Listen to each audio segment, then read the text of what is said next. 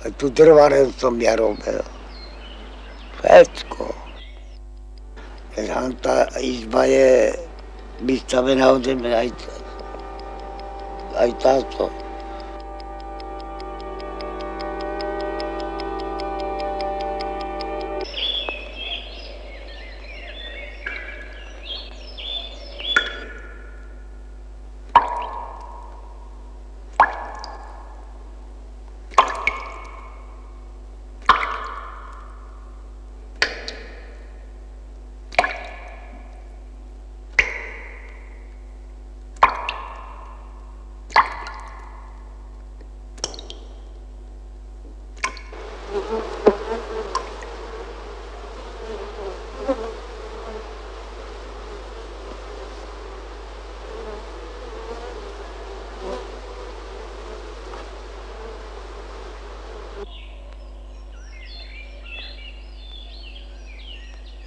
Povedá sa tak, že mladý strom presadí a sa chytí.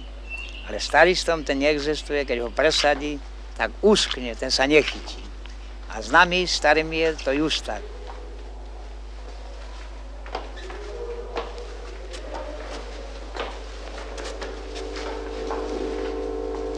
Ja aj do paneláku ani za Boží trest, to už nie. To radšej už by som zomrela, hoci kde ako do paneláku. No a ako by som tam bývala? To je len také hniezdo tam.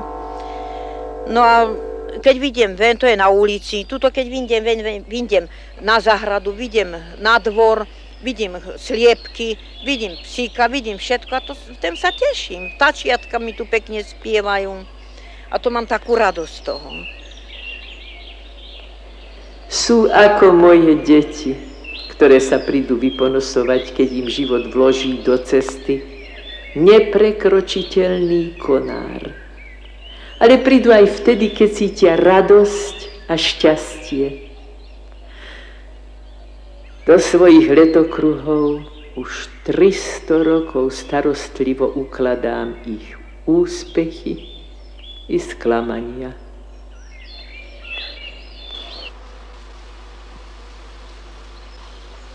V roku 72 prebehla našu obcu správa, že našu obec budú likvidovať, že sa tu bude stavať prehrada.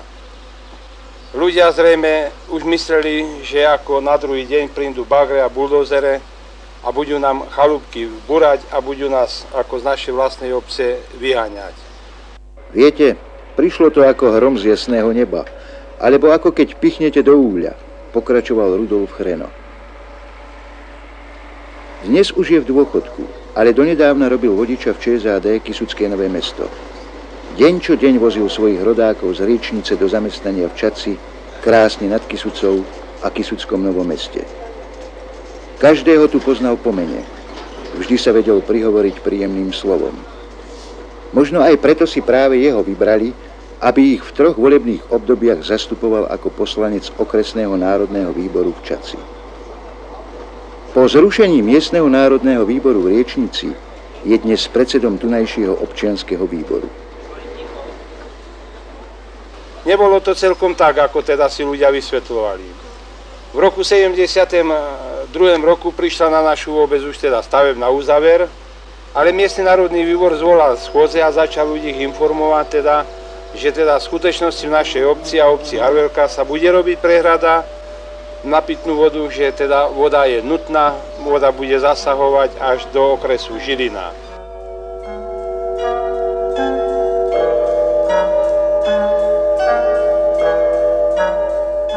V samotnej dreni mám zapísané príbehy prvých ľudí, ktorí tu prišli v dobe valašskej kolonizácie. Vtedy jeden z nich zapichol do zeme lipový prútik. Kamenistá pôda sa bránila prijať nový život. Ale voda z potoka, ku ktorému sa nasmerovali moje korene, nahradila to, čo odmietla vydať tunajšia zem. Raz henten tiež išiel a poveda, vieš čo, ja ešte raz idem hen orať, ale tam je, vieš, toho kamenia telo pre Boha. Ja neviem, ako to tam budem, no ale už aj ľudia sa z neho smiali, 4 dni tam oral a ja sa dívam stôtal, vidím, Ježišmaria, plný zahon kamení. A čo teraz budeme s tým robiť, povedať? Ľudia priveľmi okúsili, ako ťažko sa tu dorába krajec chleba.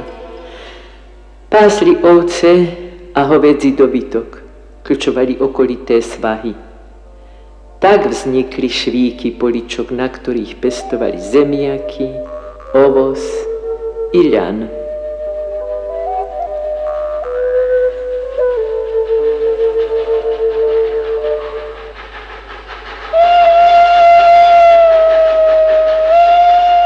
Väčšina chlapov sa živila drevorúbačstvom.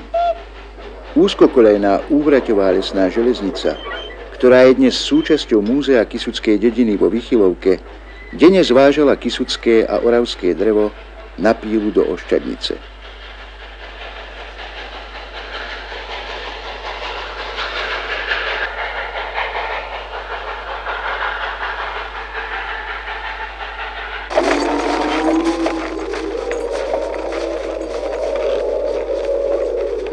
Zvláštna atmosféra zavládla v zimných mesiacoch.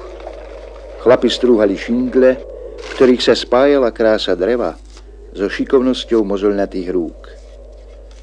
Prostou čipkou šindlovej strechy zjemňovali drsnosť príbytkov, ktoré akoby chceli prikrášliť biedu drobných ľudí.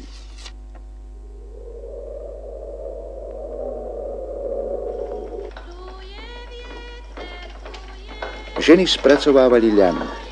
Na priatky sa schádzali kamarátky a susedy z dvora. Obyčajne to bolo v dome, kde bola žena vdova, prípadne keď gazda nebol doma.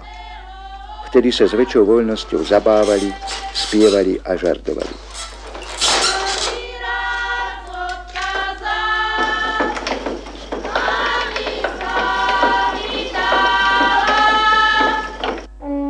A pre nebolo zamestnania žiadneho. A to šifkarta sa musela vykonať a keľo sa cestovalo dlho. Srdce mi krvácalo, keď som ich videla, ako sa vzdialujú mojim koreňom. Predstavte si, horála v krpcoch, súkených gačiach a ľanovej košeli, ktorý jak živ nevytiahol päty z rodného chotára. Náš otec bol 3 razy v Amerike. Keď prvý raz išol, napýtal brata, že aby išiel s ním, že otec má už hodne dlhu u Žida, že by ho predal na lizitáciu, tak aby mu ten dlh vyplatili, aby ho nenehali v haňbe, že ho predali na lizitáciu. Tak sa zebrali, išli a to bolo 3000 korún, tak vyrobili to za 2 roky, keď dlh vyplatili, potom prišli, ale zanedlho zase išli druhý raz a ešte aj 3. raz potom išiel do Ameriky. Prišli tam ako zadlžení chudáci a vracali sa ako Amerikáni v oblekoch, veľkých klobúkoch a vyreštených topánkach. Pochodili celý svet, ale poväčšinou sa vždy vracali späť do svojej biedy.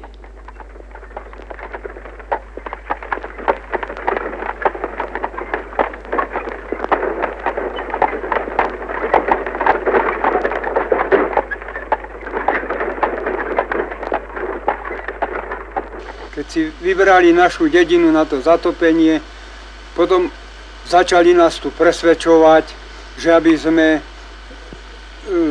to všetko poslúchali, čo nám budú povedať a že nám vyplatia všetko, čo tu zaneháme.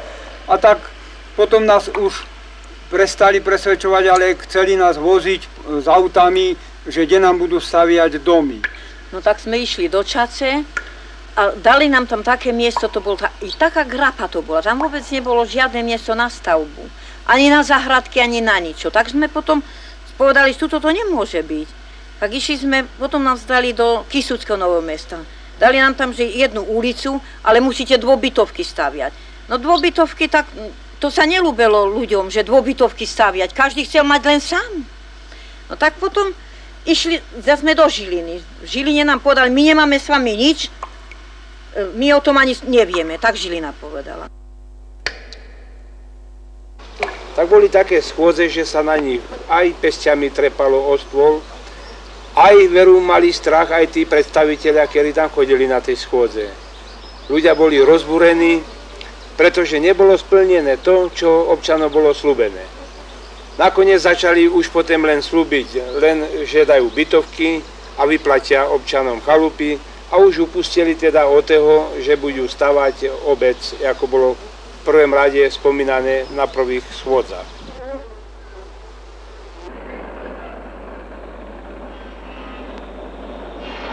Čas nemožno zastaviť. V roku 1983 prichádzajú do Bystrickej doliny stavbári Žilinského váhostavu.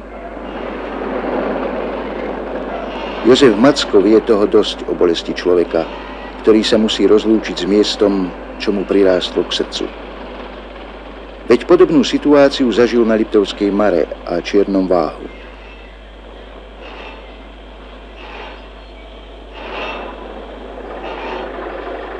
Hneď prvá kysucká zima však ukázala, že aj táto stavba poriadne preverí kvality celého kolektívu. Ale to ešte nikto z týchto robotníkov ani netušil, čo ich čaká v budúcich rokoch. Do tejto školy dochádzali deti ze všetkých týchto našich osad. To z Boďovej mali asi tak 2,5 kilometra do školy, z Laluhovej tam mali asi 0,5 kilometra do školy, no najdalej mali deti do školy od Koštúrych. Tí mali do tej školy pomaly až 3 kilometre. A tuto v zime v našej tejto doline nafúkalo niekedy snehu aj 0,5 metra. Tak chodili rodičia prekydovať chodníky týmto deťom, aby títo deti sa mohli dostať do školy. Pamätáš sa, Vilmuška? Ešte si poriadne nevedela ani čítať, keď sa ťa pán učiteľ Fukan opýtal, či by si nechcela hrať v školskom divadle v hre Vianočná pohádka o chudobnom Ondrejkovi. Vtedy sa ti očká rozžiarili ako dve sviece. Javisko ste mali priamo v triede. Vchádzali ste cez okno, aby ste nerušili obecenstvo. A či vieš, že po predstavení ostalo z dobrovoľných príspevkov v školskej pokladničke 215 korún. Učiteľský zbor vtedy rozhodol, že za tieto peniaze sa kúpia učebné pomôcky pre chudobných žiakov. Dneska je deťom tak, jak to sa nedá ani povedať tak dobre. No, ako proti nám bolo teda, my sme sa natrapili. Nohy sme mali zranené, palce spodbijané, nohty. Veď sme nemohli ani chodiť, bose sme chodili pasovať. Už je to tak. Navykli si na bolesť a začali ju trpezlivo znášať. Veď koľkokrát len tak dedina nevymizla z mapy. V minulom storočí prišla taká veľká voda, že zosulo polovicu hory. Voda sa hromadila, až pretrhla umelú prekážku a začala váľať všetko, čo jej stálo v ceste. A v 62. tu bol ďalší zosúb vody. Pamätám sa trocha aj na to Leskové, keď bol ten zesun.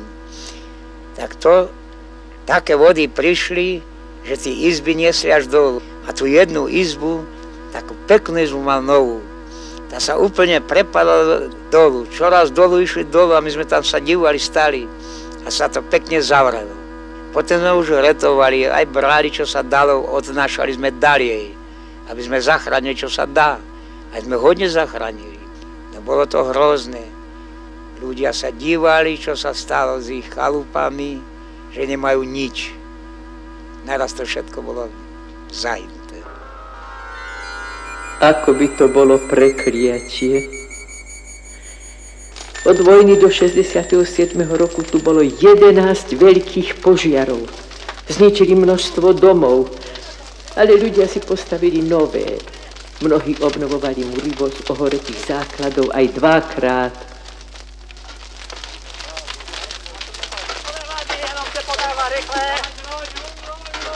V Staňovej rieke vyhorelo v osade u Gajdošíkov 19 gazdov.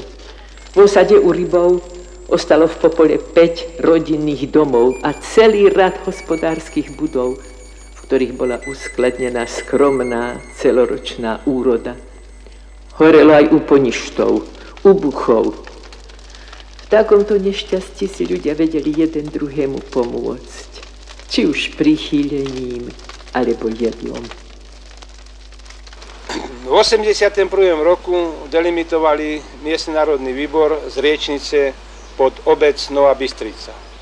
A v súčasnosti sa vytvoril občiansky výbor, aby pomáhal občanom, a to tým, aby im pomáhal zabezpečovať základné články a základné služby.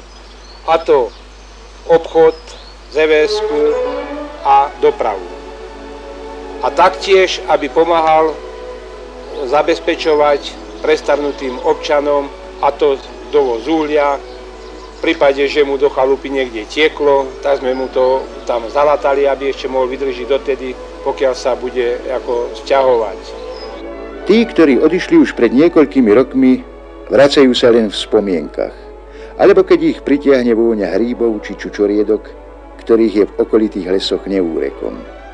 Prichádzajú a rozprávajú tým, ktorí stále neveria. Ako si zvykli v novom byte, ako si kúpili murovaný domček pri Martine, Topolčanoch či Trnave a ako namiesto zberania kameňa oberajú sladké strapce hrozna. Hlinennú podlahu vymenili za drevené parkety a z kohútikov tečie podľa želania studená alebo horúca voda. Títo prestarelí obyvatelia prevažne idú so svojimi deťmi, buď s dcerou alebo se synom. Takže týmto spôsobom pomáhajú tí deti im to odsťahovať a tí, čo sú teda odkazaní už na našu pomoc, na občiansky výbor, tak keď sa sťahujú, že idú do toho činžáku, tak zmobilizujeme v obci ľudí, ktorým pomôžeme aspoň naložiť ten ich malúčky nabité, ktorí si teda sťahujú. Títo občania dostávajú také malometrážne byty, kde majú zabezpečeného aj lekára, lebo sú to tak prestarnutí ľudia, že by sami o sebe už nemohli ako existovať. Dostávajú to v Ščaci, v Kysuckom Novom Meste a niektorí si podali žiadosť aj do Žiliny.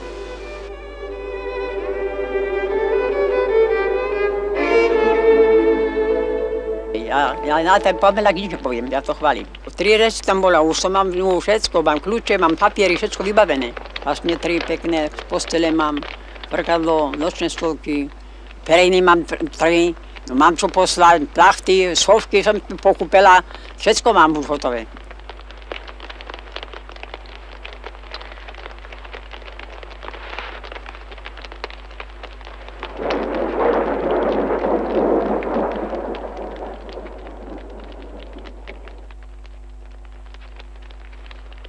Voda však neprináša vždy len úžitok. Píše sa rok 1985. Jedného augustového rána prívaly dažďovej vody začali nemilosrdne ničiť prácu tých, ktorí budujú tento zdroj pitnej vody.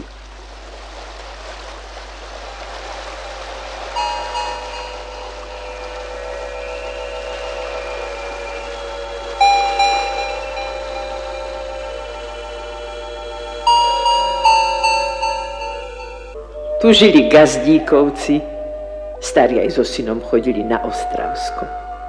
Tetka Gazdička vedela krásne vyšívať. Vždy mala najkrajšie šatky a čepce. A tu bývali Chrenovci. Gazdina mala ako prvá v Riečnici šijací stroj. Chodili k nej takmer všetky riečnické ženy. A tu býval Kotvas. Zo zažrtnutých zubov mu ustavične visela fajka.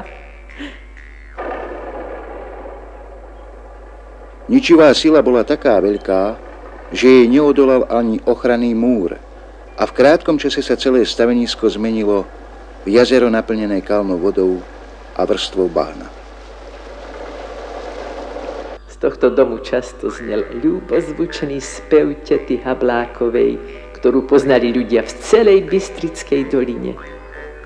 Tu bývali Šutiakovci, Buchovci, Hudecovci, dohromady 270 domov s 1700 obyvateľmi.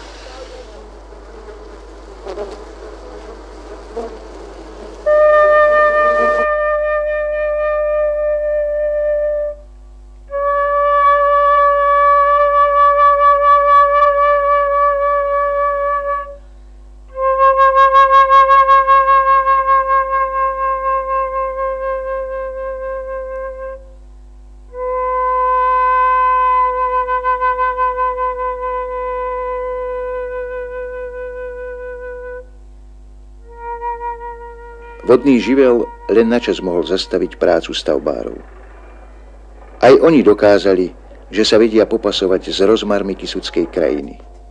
Cez všetky prekážky začali dvíhať hrádzu do takmer 60-metrovej výšky. Svoju podobu mení dno budúceho jazera aj okolité lesné porasty. Nový smer dostane aj cestná komunikácia spájajúca Kysuce s Oravou.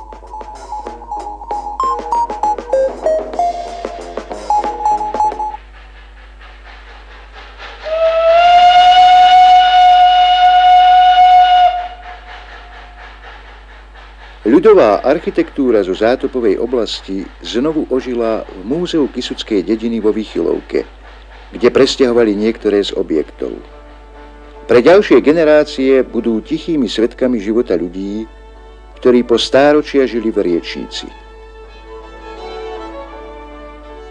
Strašne som ľúbila Kysuce. Aj keď by som išla stôtiaľ, viete, som povedala, že ťažko sa mi bude odebrať stôtiaľ, že ja si musím ešte hrudu zeme zobrať Kysuckej, aby som mala dole na pamiatku, viete?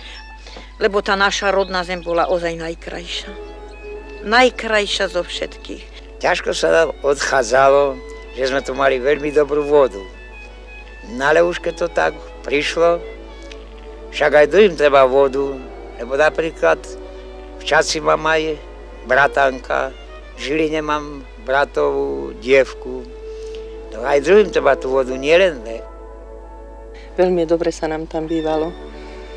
No ale pokrok ide ďalej, to sa zastaviť nedá, ľudí pribúda, vody je veľká potreba a my sme museli pochopiť túto potrebu vody do budúcna a hoci vo väčšine neradi opúšťali svoju rodnú obec, Riečnicu, museli sme uznať a ustúpiť, vysťahovať sa do iných krajov, kde sa takisto dá žiť. Hoci nám je smutno s väčšinou za tým, ale nedá sa nič robiť, všade sa žiť musí a žiť sa musí aj ďalej.